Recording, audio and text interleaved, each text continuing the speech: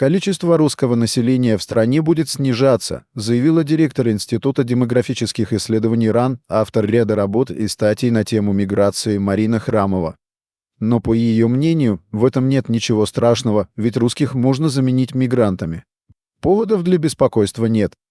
Поклонница мигрантов, Храмова считает, что предаваться алармистским настроениям беспричинно не стоит, ведь всего лишь произойдет, как она выразилась, корректировка.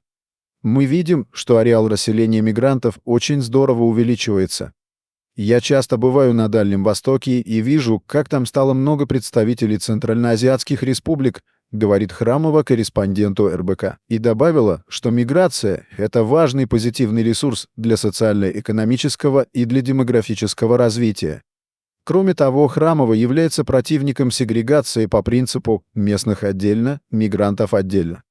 Ведь миграция оказывает колоссальное воздействие на формирование населения. А потому делает выводы, властям стоит начинать бороться за мигрантов и предложить им нормальные условия труда, заработную плату и различные преференции от работодателя. Таким образом, Храмова призывает к усилению мер по привлечению мигрантов, предлагая предоставлять им дополнительные льготы со стороны работодателей, такие как медицинская страховка и так далее. Однако такие предпочтения, предоставляемые исключительно одной группе иностранцам, фактически означают дискриминацию в отношении коренных граждан России. К чему это может привести? К усилению желания коренных жителей России уехать в другие страны, где такой дискриминации нет, что еще больше ухудшит демографическую ситуацию. Это, безусловно, вредительская политика, особенно учитывая тот факт, что даже сам президент Путин постоянно подчеркивает, что миграция не должна происходить за счет интересов коренных граждан России. В своем выступлении Храмова продемонстрировала полное непонимание реальной статистики и открыто лжет. Большая часть преступлений мигрантов совершается против таких же мигрантов, то есть, по сути, преступления не выходят за пределы мигрантских сообществ и, как правило, носят бытовой характер. Драка на рынке или, например, на религиозной почве.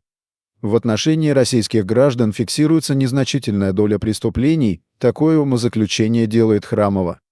Утверждение Храмовой о том, что преступления, совершаемые мигрантами, в основном направлены против самих мигрантов, это ложь.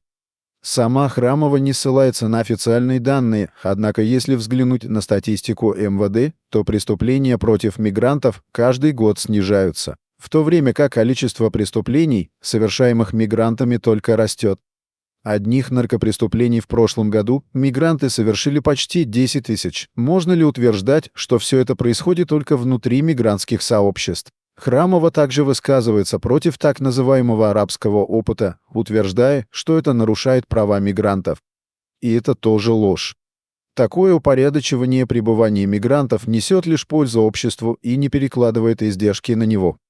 Вообще важно отметить, что при обсуждении прав мигрантов фактически идет речь о кошельке олигархов, которые получают выгоду от неконтролируемой миграции. Классикой в риторике Храмовой является ее поддержка смешивания этнических и культурных балансов. Россия по своей природе многонациональное государство, это сказано в Конституции. Поэтому, когда мы говорим о потере идентичности, о какой идентичности речь? В нашей стране проживают русские, татары, белорусы, удмурты и представители других народов. У каждого из этих народов есть свой язык, культура, национальные обычаи, которые нужно сохранять и передавать будущим поколениям. Есть православные и мусульмане. С учетом всего этого, я не стала бы говорить о потере идентичности. Во-первых, Россия не только многонациональное государство, но и государство, где в Конституции прописан государствообразующий статус русского народа. Это означает, что без скрепы в виде русских существование России невозможно. Ослабление русского этноса, его размывание и сокращение его доли в общем количестве граждан страны – фундаментальная угроза государственности. Во-вторых, Россия не является винегретом с 6 сотен идентичностей. Все ее граждане ощущают свою сопричастность к многовековой истории, отождествляют себя с государством, которое держится на русском цивилизационном фундаменте. Абсолютно очевидная вещь, которую якобы не понимает новиопка Храмова. Различные политики могут говорить много всего, однако на местах стратегии определяют такие люди, как Храмова, которые нацелены именно на замещение коренного населения. Они не предлагают эффективные меры для увеличения производительности труда или срочные действия в области демографии. Их стремление заключается в привлечении иностранных мигрантов, многие из которых являются сторонниками шариата, не обращая внимания на то, какие последствия это может повлечь для России через несколько лет. Вероятно, им уже не будет дела до судьбы нашей страны. В России зреет традиционный конфликт. И Храмова льет в огонь масло, председатель Национального антикоррупционного комитета, член Совета при президенте России по развитию гражданского общества и правам человека Кирилл Кабанов выразил крайнее недоумение позиции Храмовой. Он уверен, что тезисы, которые озвучила Храмова, не имеют ничего общего с демографией как наукой. Также у него возникли вопросы относительно компетентности профильного института РАН. Это интервью — совершенно примитивная, лоббистская история, которая противоречит сама себе. Это манипуляция понятиями. Во-первых, манипуляция понятиями, которые касаются коренных народов России, а также тех, которые касаются приезжих и мигрантов.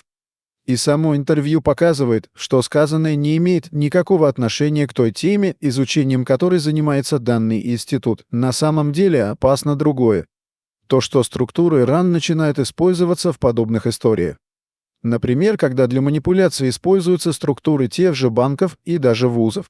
Понятно, что кто платит, тот и музыку заказывает.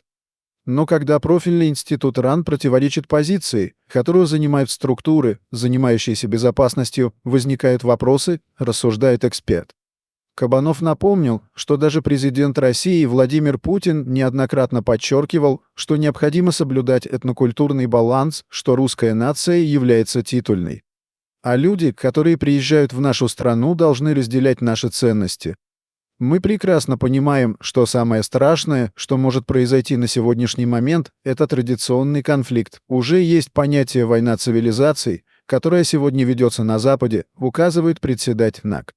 Он напомнил про вопиющий случай, когда башкирский блогер с исламистскими взглядами Расул Ахириддинов снял в Волгограде видеообращение к президенту России Владимиру Путину с требованием прикрыть срам памятнику. Родина-мать, Родина-мать — это не просто памятник, это символ, наш символ для целых поколений в нашей стране. И этот же человек потом 8 раз говорит о неких традиционных ценностях. Давайте будем говорить, что традиционные ценности бывают общими, а бывают особые.